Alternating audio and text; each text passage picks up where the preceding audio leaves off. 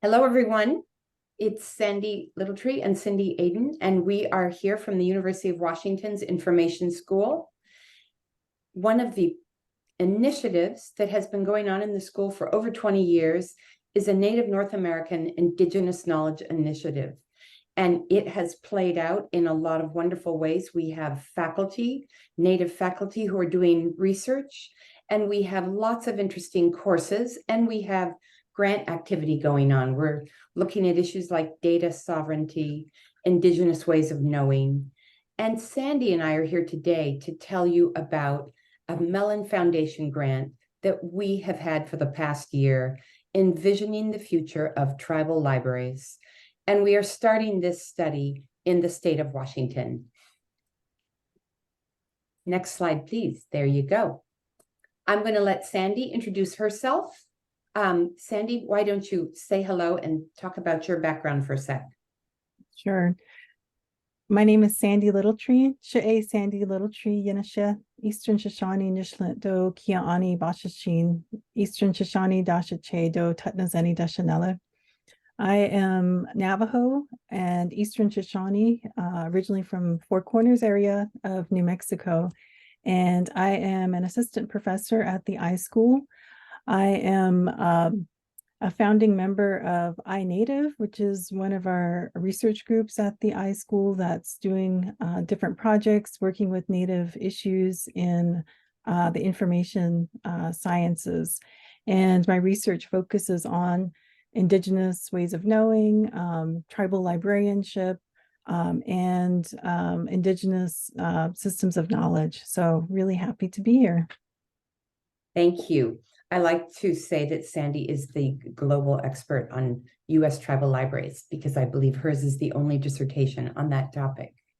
My name's Cindy Aden. I am here at the iSchool now as the chair for the MLIS program. I was recruited 3 years ago as the distinguished practitioner in residence, which was a thrill. I got to transition from a job as a state librarian to teaching students. I have worked in various libraries and non-library settings, Amazon.com, Corbis, OCLC, but also at the University of Washington Libraries at Library of Congress.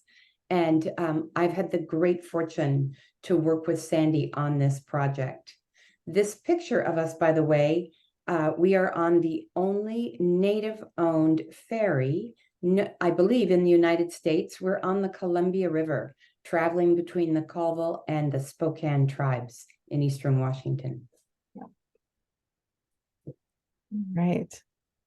So our project was called, or is called, Centering Washington Tribal Libraries. And in this project, we really were guided by Indigenous research methodologies, which primarily thinking about relational accountability. So when we think about, all of our relationships and the things that matter to us, not only relationships with people, but also ideas, our professional communities, our environment, thinking about how we're also accountable to the topics that we're discussing. For an Indigenous perspective, also thinking about accountability to future generations, our ancestors. How we're conducting ourselves is very important for this work. And so this idea of relational accountability really guided our process from the beginning, not only building those relationships, but also being respectful and practicing reciprocity and gifting, and being aware of how we're collecting knowledge and sharing it and making it accessible, and involving students, the communities, the tribal people that we talk to. And this bared we had a lot of responsibility and explored this in different ways. So the idea that, research is, such an important part of the work that we do at the iSchool.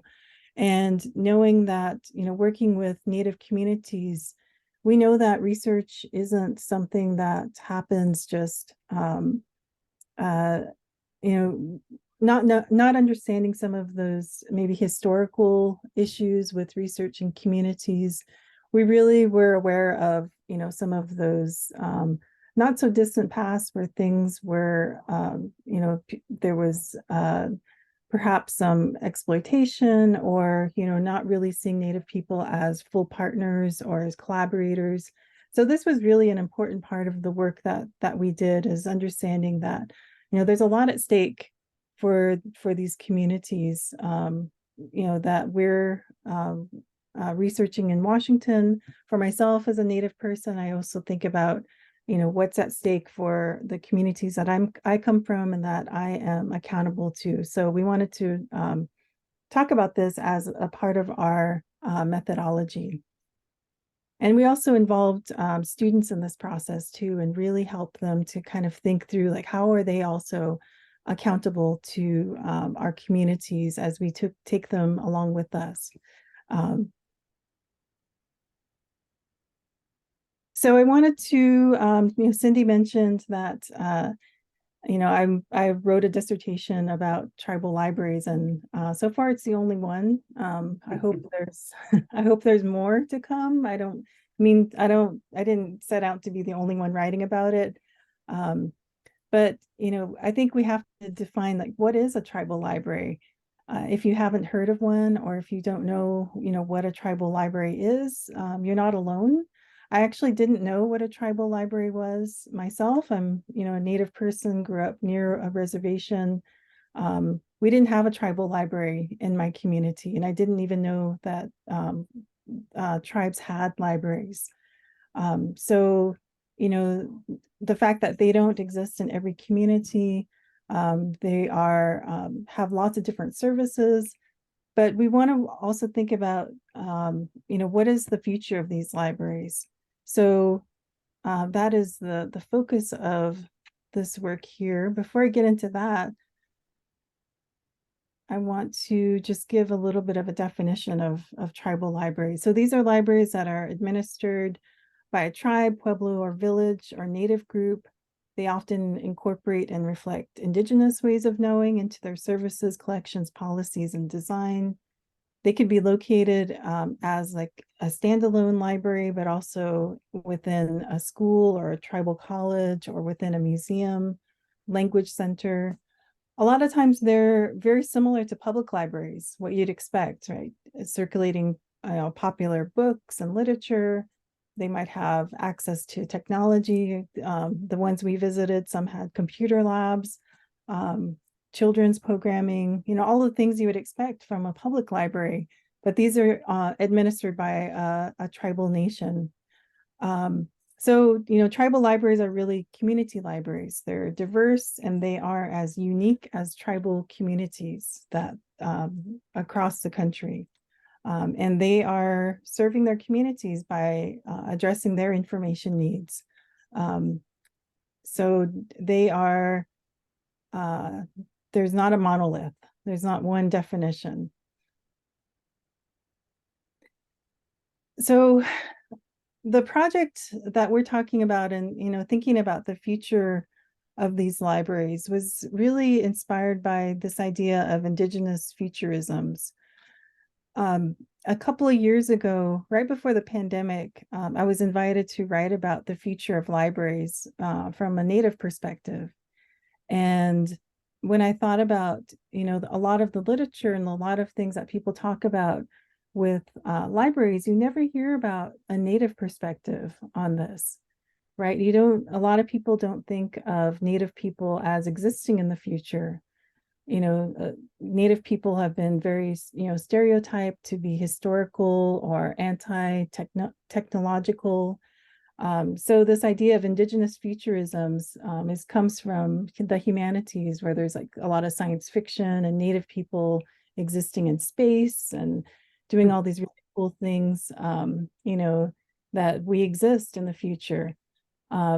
And I think this is a really natural way of thinking for a lot of Native people, is that idea of, what does the future look like? And a lot of the things that we do is inspired by thinking about creating a future for our children, grandchildren, for generations ahead, right? So future thinking is really natural. It's a natural part, I think, of being a Native person, and especially working in communities and services like libraries. I think future thinking and, you know, planning for those future generations is an important part of the work. So, you know, we're always thinking about how can I be a good ancestor by what I do today?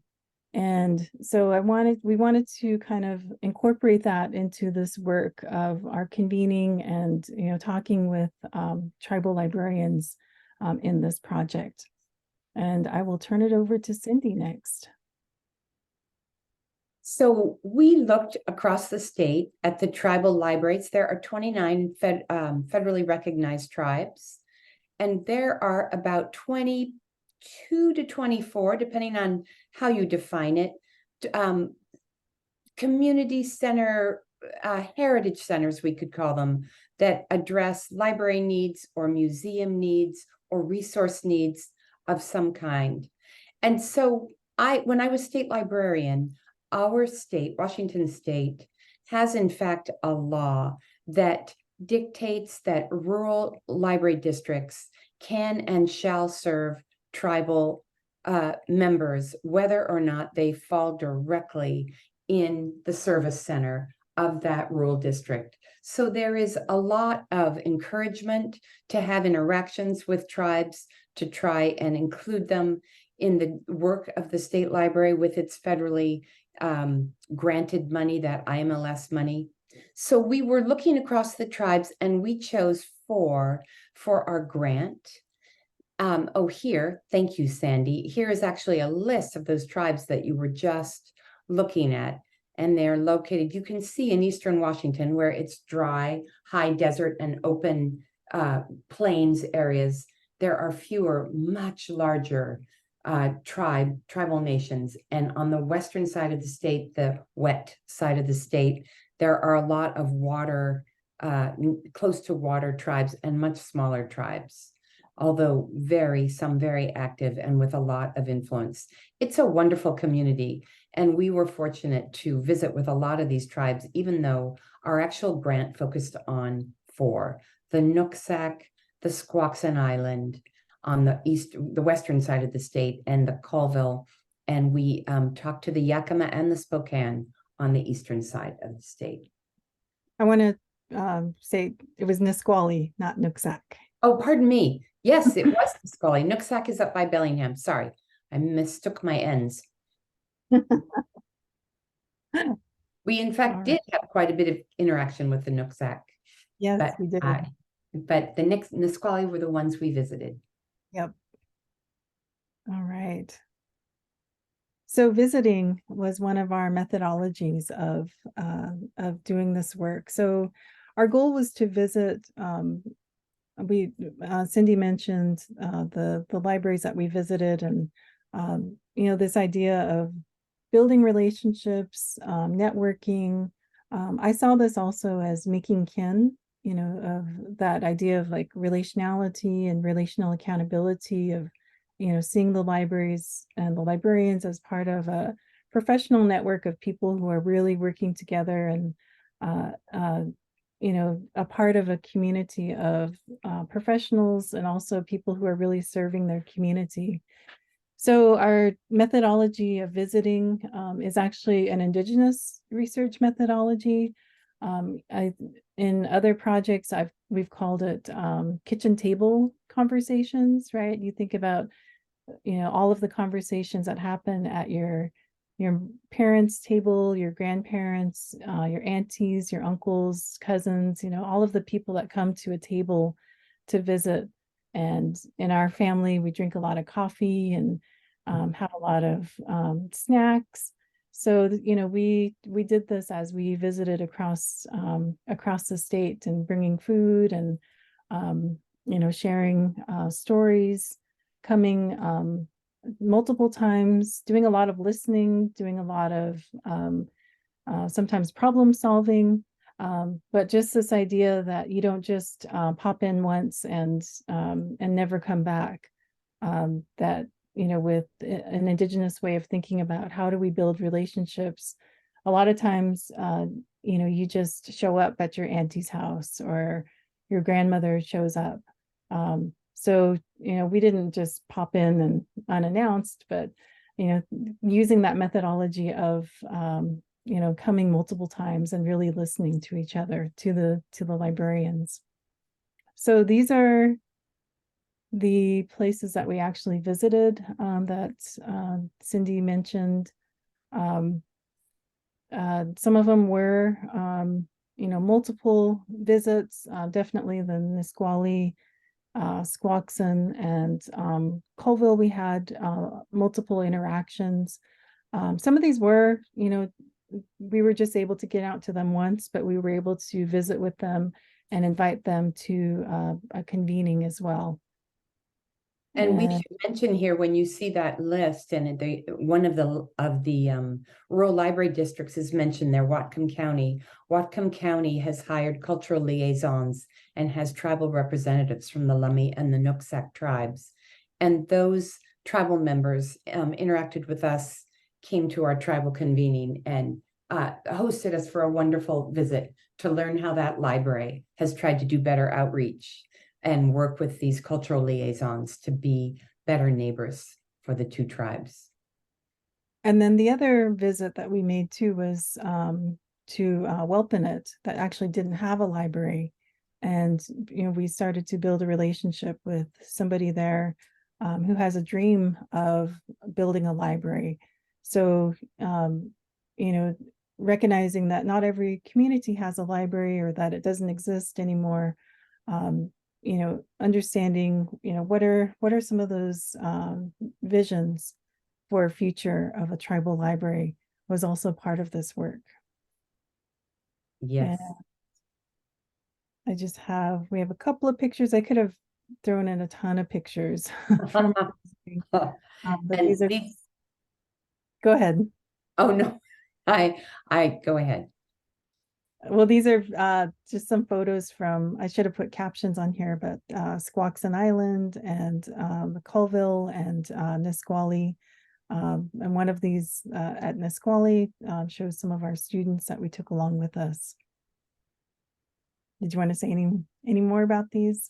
One thing we should mention, we were building a lot of relationships, and in that lower photograph taken on the Colville Reservation, one of our other colleagues, Ernie Rasmussen, is actually working on the Colville Reservation for their ISP, their internet service provider. And he wanted to come with us when we visited that library. He went with us to visit 2 libraries on the Colville Reservation lands because he wanted to make connections, because he really believes that if he's bringing broadband to the community, he wants to have those libraries involved and have them work with him on things like digital literacy and guarding against misleading information that having better access to the internet could bring to the community. So it was really fun to make those connections and to see Ernie following up with the contacts that he made. Yep. And that's kind of part of that reciprocity, where we were trying to build relationships too and make our visits count in a lot of different ways. He was an excellent host and drove really fast. Yes, he drove so fast. And then just a little bit more about Squaxin too. They had a lot of, it was really interesting to visit and hear about some of their cataloging issues and some, collections that they wanted to reacquire or acquire for their library. They're mostly a museum, with the library is a very small part of their center. But they do have a small public library part of their museum, and the focus is on the history of the Squaxin and Coast Salish arts. So I think from each space, this Nisqually is a very public library space, very children centric. Colville had just reopened and had lots of really enthusiastic staff and some really great programming. So each place, I think, offered something really a unique perspective on the library services that are happening in Washington State. Mhm.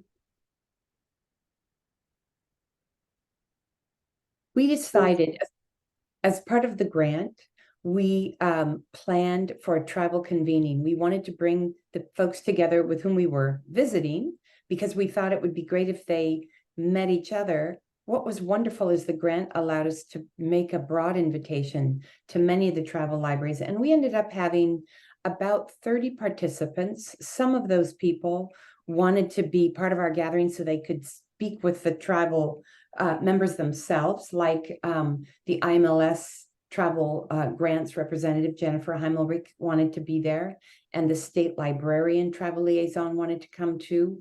But we had 11 different tribes represented, and we felt that was a huge accomplishment, and we spent the day together. The other thing that's important is that we worked closely with the Washington State Library Association, and they were so happy to give us the space to have a pre-conference, a gathering the day before the official conference, and to include programming that would appeal to the tribal members and also to the public library attendees who could learn more about tribal issues. We had a couple of programs. We provided them with a keynote speaker. The poet laureate gave an address. We had a lovely address from the local tribe, a singer, an elder who gave us kind of a blessing and sang a song to open up the conference. So we were able to have an impact on that conference. And our attendees were able to go to the conference and attend their first state library conference.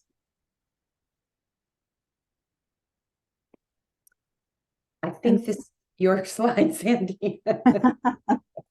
This is just this is the purpose of the grant. So we, having that series of face-to-face visits and this convening. This is a photo from we had lots of group conversations. We were only able to spend a day together, but the afternoon part was an envisioning of the future of tribal libraries, where we were able to work together to come up with some ideas of where we would like to see libraries go. And this envisioning the future is also part of an Indigenous methodology, right, of imagining, and envisioning, discovering the beauty of our knowledge. I was also really inspired by Marisa Duarte and Miranda Belardi Lewis's article of imagining, creating spaces for Indigenous ontologies. Miranda Belardi Lewis is one of our faculty here at the iSchool, and Marisa Duarte is a graduate of our PhD program, is now at ASU.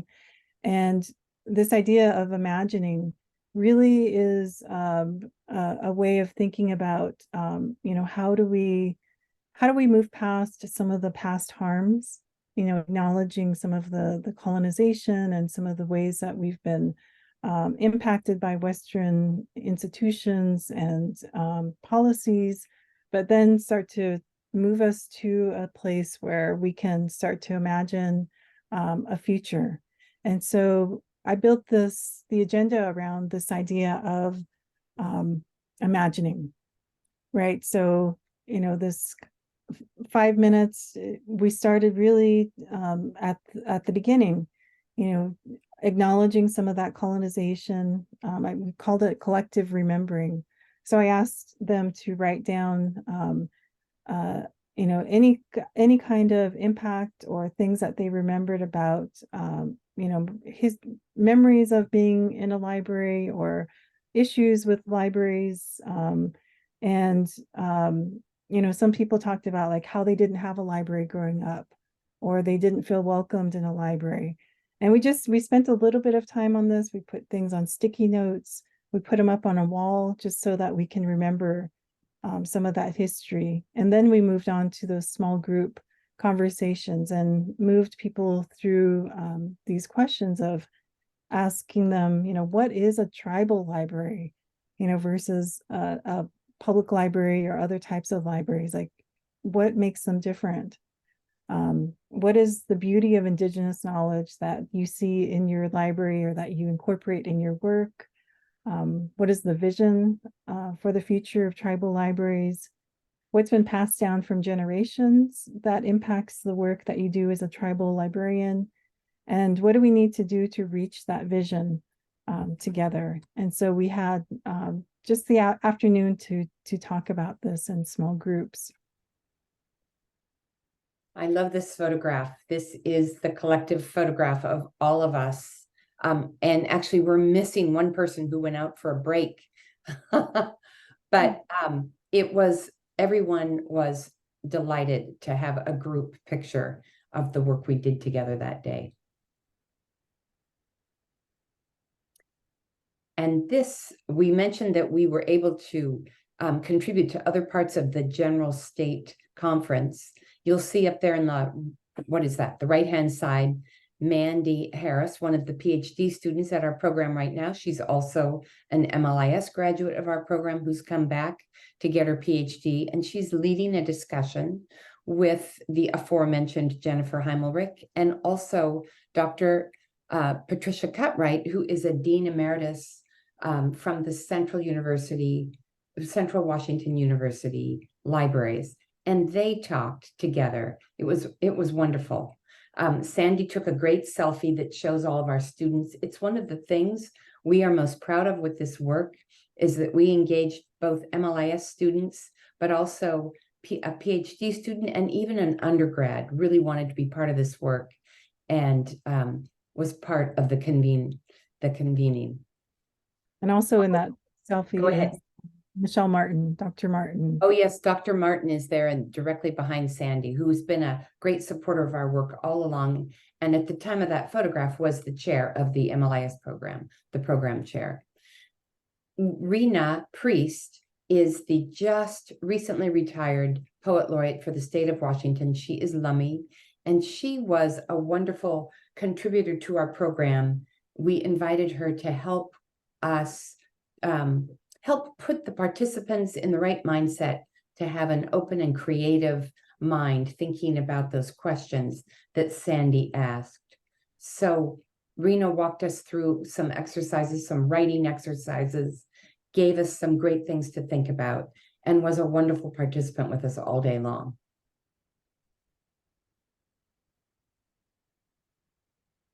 One of the, we are working on writing up a white paper for the Mellon Foundation about what we learned, but some of the things that we can say already are that we did encounter over and over again this tension, if you will, between what the tribal library staff thought they ought to be doing if they were working in a library. And they would sometimes come to us almost apologetically, knowing they didn't have an expert in the Dewey Decimal System, or they didn't have an online catalog, or it was a very rudimentary one, or they didn't have a lot of digital resources. And Sandy worked very hard. Her big objective with this project was to try and set that aside.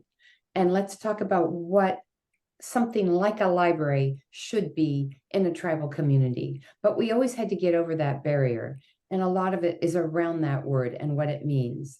And when we asked them to step away and think about what they could do for their communities, then they would come up with ideas around preserving and sharing culture, things around ancestry, stories and artifacts. And sometimes it was things like fishing tools and equipment that would help tribal people learn how to do traditional ways of gathering and growing food. So it was a very broad set of ideas once we got them to set the word library aside. And so the big question is, we've found this work to be very rich. Every time we meet with one tribe, they send us to another tribe. We could do this work for our entire lives, traveling around the state, and find it incredibly rewarding. And so the question is, how do we, and how do others that follow us, build trust and encourage tribal library staff and tribal leadership to imagine the library that can really serve all of these communities in the ways that they want? And the exercise of the convening, right, of getting us to think beyond, like, what is this idea of a library, is still really, to me, it's a really interesting question of, is library the right word for some of what the communities are describing. So, sometimes I think that word kind of trips people up, or there's an idealized version of what a library is, where there's all these other information needs within a community that perhaps could be addressed, once we kind of step away from, okay, what is, what are the tools that are being offered, and are they going to be actually meeting those information needs, and getting people to get out of those weeds, and kind of dream big is something that I was really interested in doing. And once people got to that point, I think it was really an interesting exercise to get people like, oh, I could actually, these are some of the things I really would love to do, and not get bogged down by the Dewey Decimal System. Right, right. Which is code for help me figure out how to organize my library. That's the other thing. So a couple of things that, again, fall in the realm of this paper we are writing, but some preliminary insights. We recognize, speaking of classification and knowledge organization, that there are lots of opportunities for different kinds of systems that start from an Indigenous perspective rather than off-the-shelf library systems. A lot of tribes really want to focus on their own stories and the history of their own tribes and their tribal members as a starting point for the collections that they have, for example. And then we think a lot about the tribe's position in the community, because every community has a different understanding of what its library could be. And to some degree, the tribal library is limited in the eyes of some of the decision makers and the funders, like the tribal council, by that same notion of what a library is. We'll put some books in it for the kids, maybe have story time. And it's so there's some interesting opportunities to help tribal libraries tell their stories, help them engage more broadly with their communities. We had some interesting conversations with Jennifer, who's working at the federal level, and she really raised some interesting points about the fact that serving tribes in general happens in a lot of siloed places around the federal government, Department of Education, the NTIA, which is giving all that money for broadband funding, the IMLS, which is the agency which gives money for libraries and has specific grants for tribal communities.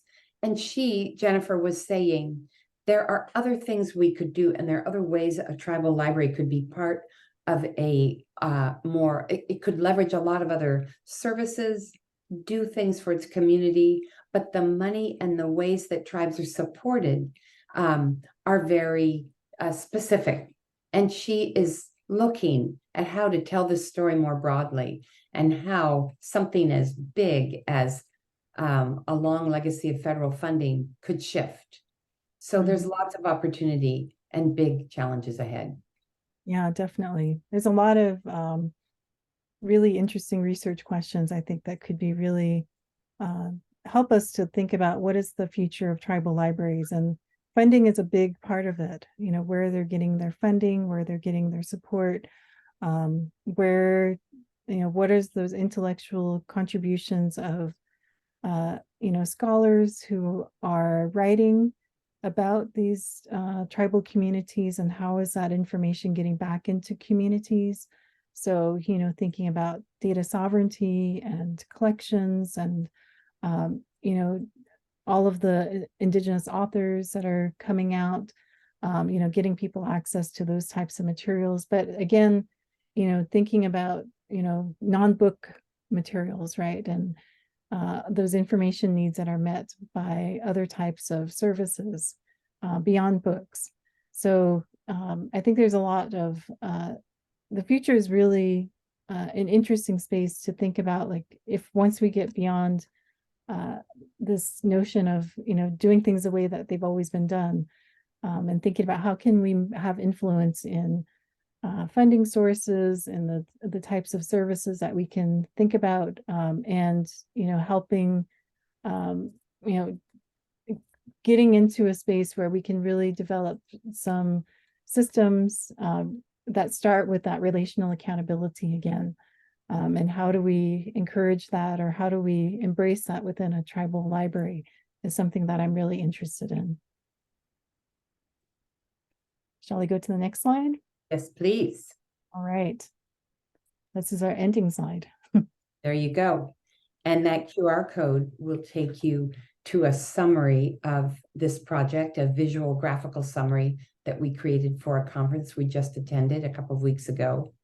And you can see that if you're interested in talking to someone about applying to the iSchool, iask@uw.edu. Otherwise, if you have questions for us about this research or the NNAIK program, you have our emails. And thank you so much for this opportunity. And also Cindy is the MLIS program chair, so she has that new hat on too. I have add that there. that new hat. So thank you. Yes.